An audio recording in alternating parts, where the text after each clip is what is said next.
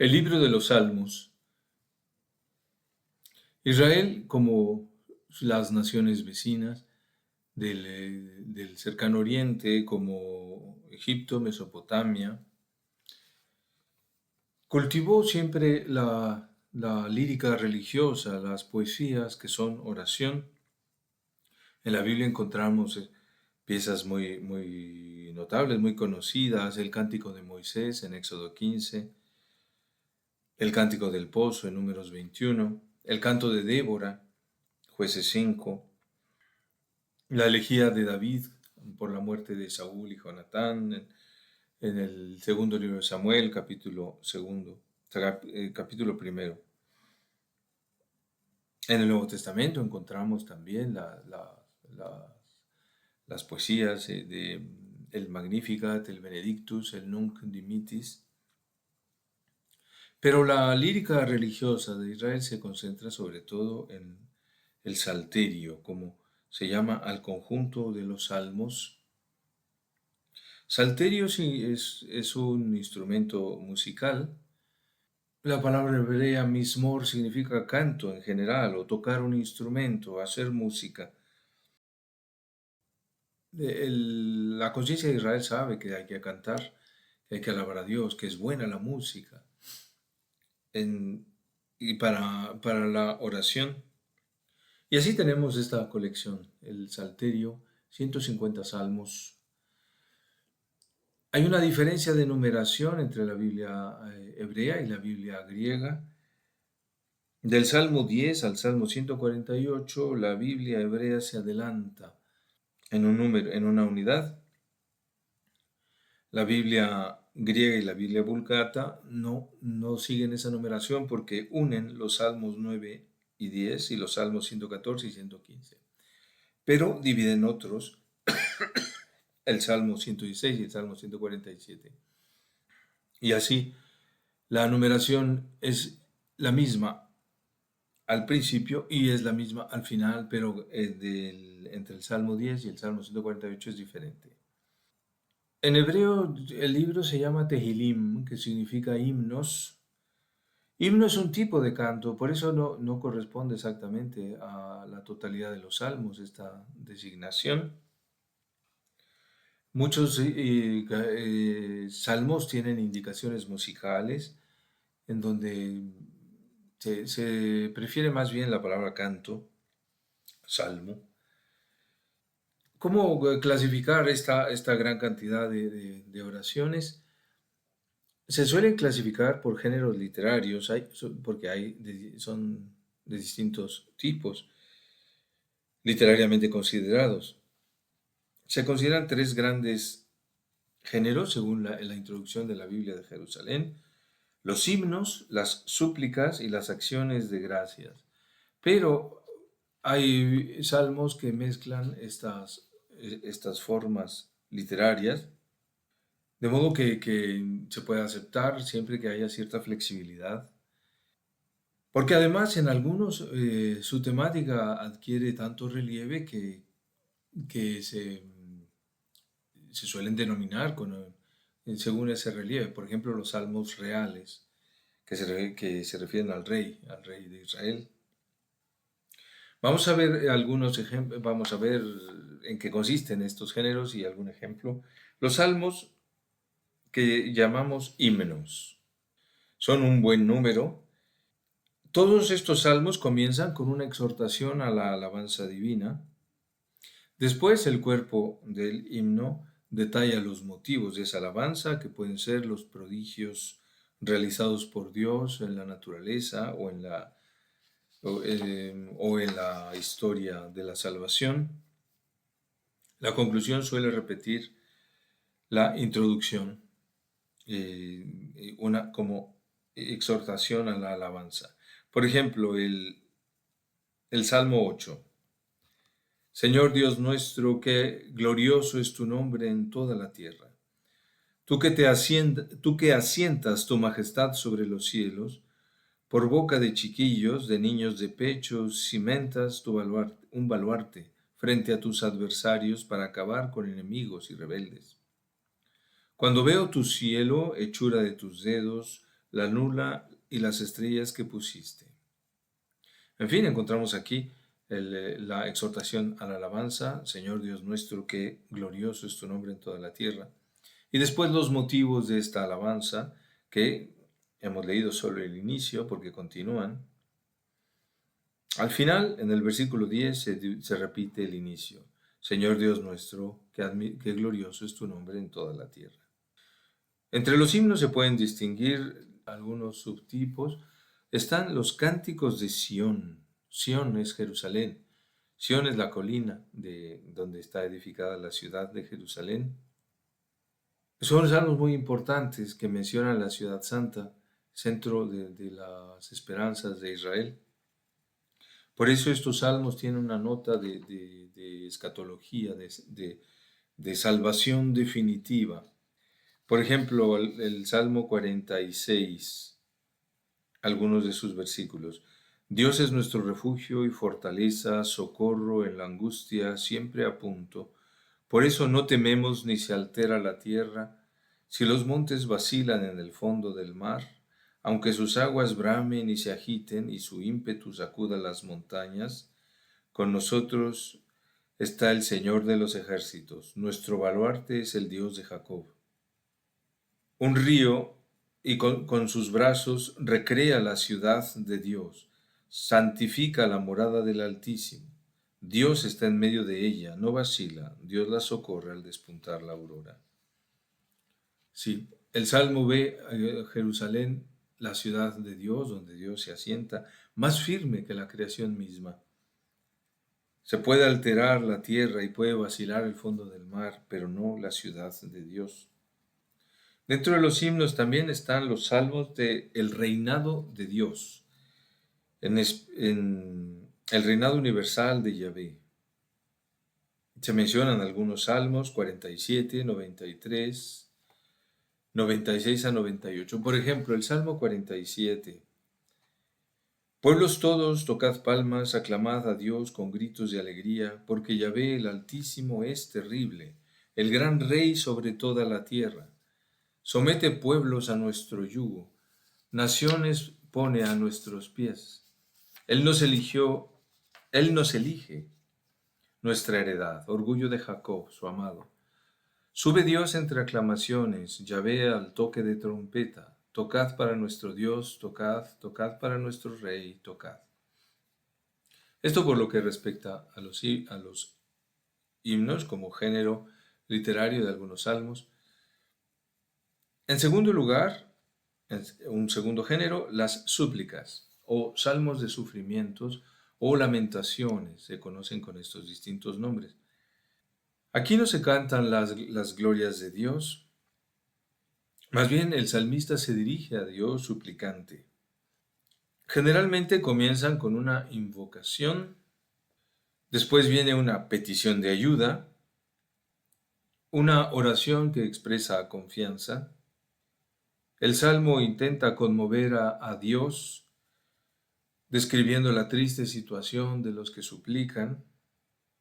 Es difícil determinar de qué clase de sufrimiento se habla. Se mencionan más bien imágenes, se habla de las aguas del abismo, las acechanzas de la muerte, de enemigos, de bestias que persiguen, perros, leones, toros, que amenazan o desgarran, huesos que se secan, corazón que palpita y se estremece, en fin, muchas situaciones humanas cuyo motivo no queda claro, pero son suficientemente elocuentes para que el que ora con los salmos pueda entrar en el contenido de la oración. Algunos de estos salmos son una protesta de inocencia, el salmista se siente inocente y no sabe por qué sufre. Otros no, otros son una confesión de los pecados, como el famoso Salmo Miserere, Salmo 51 en la Biblia hebrea, 50 en la Biblia griega. En estos salmos se recuerdan a Yahvé sus antiguos beneficios, Se le reprocha a veces que parece olvidadizo o ausente. ¿Hasta cuándo, Señor, permitirás que triunfe de mí mi enemigo? O también se afirma la confianza que se tiene en él. Algún salmo es simplemente una larga afirmación de la confianza que se tiene en Dios. Por ejemplo, el Salmo 4, que empieza: respóndeme cuando te llamo, Dios, testigo de mi inocencia. Tú que en el apuro me abres salidas, tenme piedad y escucha mi oración. Y así sigue el Salmo, expresando una confianza sin límites en Dios. Estas súplicas, estos salmos de súplica, concluyen a menudo con la certeza de que la oración es atendida y con una acción de gracias. Ahora, las súplicas pueden ser colectivas o pueden ser individuales. Respecto de las súplicas colectivas, son también un buen número. La ocasión puede ser un desastre nacional, una derrota, una necesidad común de todo el pueblo, y en estos casos se pide salvación, restauración del pueblo. Algunos reflejan la tradición de Jeremías de las lamentaciones, porque reflejan las consecuencias de la ruina de Jerusalén en el año 587, tan presente en la misión de Jeremías. El Salmo 85 expresa los sentimientos de los que regresan de Babilonia a Jerusalén. El Salmo 106 es una confesión general de los pecados de la nación. Todos estos son súplicas colectivas. Un ejemplo, el Salmo 12: sálvanos, Yahvé, que escasean los fieles, que desaparece la lealtad entre los hombres. Falsedades se dicen entre sí con labios melosos y doblez de corazón. Por la opresión del humilde, por el gemido del pobre, me voy a levantar, dice Yahvé, a poner a salvo a quien lo ansía. Las palabras de Yahvé son palabras limpias, plata pura, 7 veces purgada. Tú, Yahvé, nos guardarás, nos librarás de esa gente para siempre. Hay súplicas individuales, estas son más numerosas todavía. El contenido es muy variado: peligros de muerte, persecuciones, destierro, vejez. Los males cuya liberación piden son en especial la enfermedad, la calumnia y el pecado. Por ejemplo, el Salmo 3. Yahvé, ¿cuántos son mis adversarios? ¿Cuántos los que se alzan contra mí? ¿Cuántos los que dicen de mí que no espere salvación en Dios? Pero tú, Yahvé, mi escudo protector, mi orgullo, el que levanta mi frente. Invoco a gritos a Yahvé, y me responde desde su monte santo. Me acuesto y me duermo, me despierto, Yahvé me sostiene. No temo a esas gentes que a millares se apostan en torno a mí. Levántate, Yahvé, sálvame, Dios mío. Tú golpeas el rostro de mi enemigo, tú rompes los dientes de los malvados. En Yahvé está la salvación, baje sobre tu pueblo tu bendición. En fin, una súplica individual de protección contra los enemigos que termina, como decíamos, en una expresión de confianza, y en confianza de que Dios interviene, de que la súplica ha sido atendida. Cuando se mencionan enemigos, no queda bien definido quiénes son, o cuando se habla de malhechores. Sin duda, algunas de estas súplicas han sido adaptadas y utilizadas como lamentaciones nacionales, y puede ser este el motivo de que estén en el Salterio. Pero no hay que olvidar el hecho de que estas súplicas individuales fueron compuestas por individuos particulares en una necesidad concreta.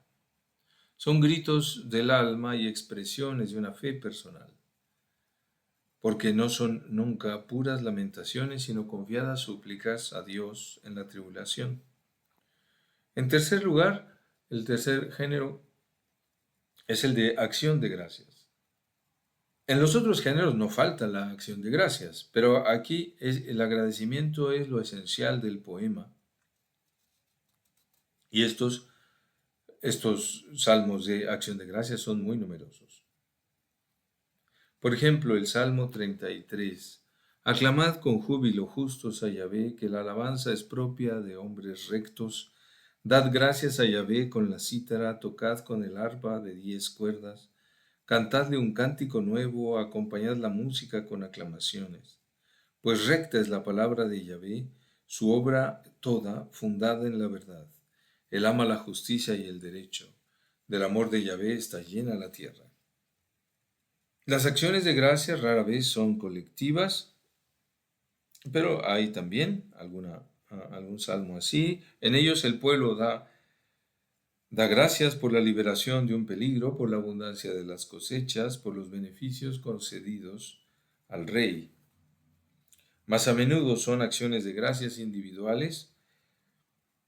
En estos casos, el salmista, tras evocar los males que ha padecido y cómo su oración fue atendida, expresa su agradecimiento y exhorta a los fieles a alabar con ellos a Yahvé, con él a Yahvé. A veces se introducen temas didácticos, reflexiones sapienciales que sí, no se pueden separar del todo del Salterio. Por ejemplo, el Salmo 1 es una reflexión sapiencial. Decíamos que además de estos tres géneros que intentamos definir con alguna claridad, hay otros géneros mixtos. Hay lamentaciones, por ejemplo, que siguen a una oración confiada, como el Salmo 27. Hay otras que preceden, hay lamentaciones que preceden a un canto de acción de gracias. El Salmo 89 es un caso especial. Comienza con un himno. Dice así los dos primeros versículos 2 y 3. Cantaré por siempre el amor de Yahvé, anunciaré tu lealtad de edad en edad. Firme está por siempre tu amor en el cielo, en él cimentada tu lealtad. Y así sigue este himno de alabanza a Dios. Pero después el salmo se transforma en un oráculo, es decir, en lo que Dios hará. En el versículo 21, a partir del versículo 21 dice, he encontrado en David un servidor, con mi óleo santo lo he ungido, mi mano le dará firmeza, mi brazo lo hará fuerte, no lo sorprenderá el enemigo, los criminales no lo oprimirán, yo aplastaré a sus adversarios, heriré a los que lo odian, lo acompañarán mi lealtad y mi amor, en mi nombre se hará poderoso. Y continúa el oráculo sobre lo que ocurrirá, la protección de Dios a través del descendiente de David. Pero el salmo se transforma en lamentación hacia el final. Dicen leo a partir del versículo 47. ¿Hasta cuándo te esconderás, Yahvé? ¿Arderá siempre como fuego tu furor? Recuerda, Señor, lo que dura la vida. ¿Para qué poco creaste a los humanos? ¿Podrá alguien vivir sin ver la muerte? ¿Quién escapará a las garras del Sheol? ¿Dónde están, Señor, tus primeros amores, aquello que juraste con fidelidad a David? Acuérdate, Señor, del ultraje de tus siervos, de cómo aguanta mi pecho la infamia de los pueblos. Así ultrajan tus enemigos, Yahvé, así ultrajan las huellas de tu ungido. Bendito sea por siempre Yahvé. Amén. Amén. Termina así este Salmo 89. Hay un salmo también muy especial, el Salmo 119, el más largo del Salterio, que es un himno a la ley de Dios, mencionada con muchos sinónimos, tus leyes, tus preceptos, tus disposiciones son mi delicia, etc. Pero también es una lamentación individual por los que no obedecen la ley, por los que no la aprecian, y expone también una doctrina de sabiduría. Sí, la sabiduría que consiste en volver siempre a la palabra de Dios y encontrar en ella la luz que necesitamos. Por ejemplo, Salmo 127. Si Yahvé no construye la casa, en vano se afanan los albañiles. Si Yahvé no guarda la ciudad, en vano vigila la guardia. En vano os levantáis temprano y después retrasáis el descanso. Los que coméis pan con fatiga, si se lo da su amado mientras duerme. ¿Sí? La reflexión sapiencial sobre el esfuerzo humano y la confianza en Dios. En fin, hay más tipos de salmos, se pueden encontrar más subgéneros. No hay que olvidar la relación del salterio con la literatura profética. Encontramos oráculos, como el que ya mencionamos, del Salmo 89. Hay también, se recuerdan visiones proféticas, imágenes, el fuego, el crisol. Y también hay vínculos innegables con el culto del templo de Jerusalén. Hemos mencionado antes los salmos reales. Hay un cierto número de ellos en el Salterio. Hay oráculos, por ejemplo, en favor del rey. Por ejemplo, el Salmo 2. Yo mismo he consagrado a mi rey en Sión, mi monte santo. Haré público el decreto de Yahvé. Él me ha dicho, tú eres mi hijo, y hoy te he engendrado. O el Salmo 110. Siéntate a mi diestra hasta que haga de tus enemigos estrado de tus pies. El cetro de tu poder extenderá Yahvé desde Sión. Domina entre tus enemigos. Son salmos, oráculos en favor del rey. Se prevé la acción de Dios que bendice al rey. También hay oraciones por el rey y acción de gracias por él. Hay oraciones del rey. Hay un canto de procesión, un himno real e incluso un epitalamio, es decir, una composición poética por la boda del rey, el Salmo 45. Dice en los versículos 2 y 3, voy a recitar mi poema para un rey, mi lengua es pluma de ágil escriba. Eres el más bello de los hombres, la gracia se derrama por tus labios, por eso Dios te bendice para siempre. Y más adelante, el versículo 11, la esposa, escucha hija, mira, presta oído, olvida tu pueblo y la casa paterna, que prendado está el rey de tu belleza, él es tu Señor, póstrate ante él. Se celebra la boda del rey. Estos poemas regios son antiguos, deben datar de la época monárquica, que termina con el exilio de Jerusalén, con el exilio del reino de Judá, y reflejan un lenguaje y ceremoniales de la corte cuando existía. Por eso aluden sin duda al rey de su época. Algunos pudieron ser salmos de entronización. Se afirma que el rey es hijo adoptivo de Yahvé, que su reino no tendrá fin, que podrá hacer que triunfen la paz y la justicia, que será el salvador de su pueblo. Ahora, es notable que estos salmos, seguramente escritos en la época monárquica, se utilicen y se incorporen al salterio precisamente cuando ya no hay rey, en el post-exilio. De modo que la unción del rey, de la que hablan estos salmos, se convierte en profecía mesiánica. Mesías significa ungido, como Cristo en griego, el ungido. El rey de Israel era ungido en su entronización. Ahora se habla de un rey, pero un rey que vendrá, y así todos estos salmos se convierten en profecía mesiánica, en profecía de nuestro Señor Jesucristo.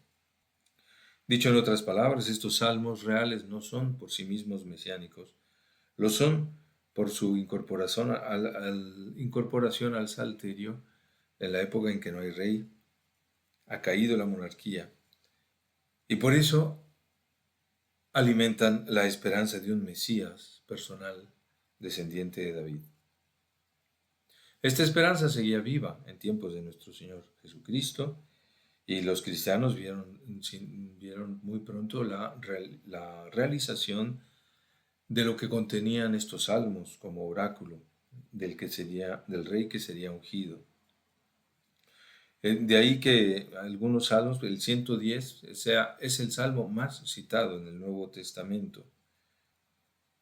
El Salmo 45 es citado en Hebreos 1:8 y Hebreos lo aplica explícitamente a Cristo. Se dice en 1:8 y 9, pero del Hijo afirma, tu trono, Dios, por los siglos de los siglos, y también tu cetro de realeza es cetro de equidad. Amaste la justicia y aborreciste la iniquidad, por eso te ungió, oh Dios, tu Dios, con óleo de alegría entre tus compañeros. En fin, así vemos cómo los salmos entran en el movimiento total del Antiguo Testamento hacia Cristo y fácilmente podemos en pasar de la consideración del origen histórico del Salmo a lo que refleja en el Nuevo Testamento, un cumplimiento inesperado, porque todas las esperanzas que animan el Salterio solo se realizan plenamente con la venida del Hijo de Dios al mundo. El resto de los salmos, en la lección divina o también en la proclamación litúrgica, pues, ofrece una variedad de posibilidades maravillosas para la oración cristiana. Si un cristiano puede leer el salmo, rezar el salmo con el judío que lo escribió en el siglo VI o antes, pero uno puede rezarlo con Cristo, Cristo el admirable cantor de salmos, Cristo el director de coro, como dice Clemente de Alejandría, o uno puede poner los salmos en boca de sus hermanos, por ejemplo, de los que sufren, tantos salmos que aluden a situaciones muy difíciles. Sí, podemos llevar ahí también como intercesión a nuestros hermanos que padecen. En fin, los salmos nos educan con su modo de orar. Según San Agustín, en los salmos Dios se alabó a sí mismo para que nosotros sepamos alabarlo. Es decir, inspiró estas oraciones para que nosotros podamos orar como Él quiere que oremos.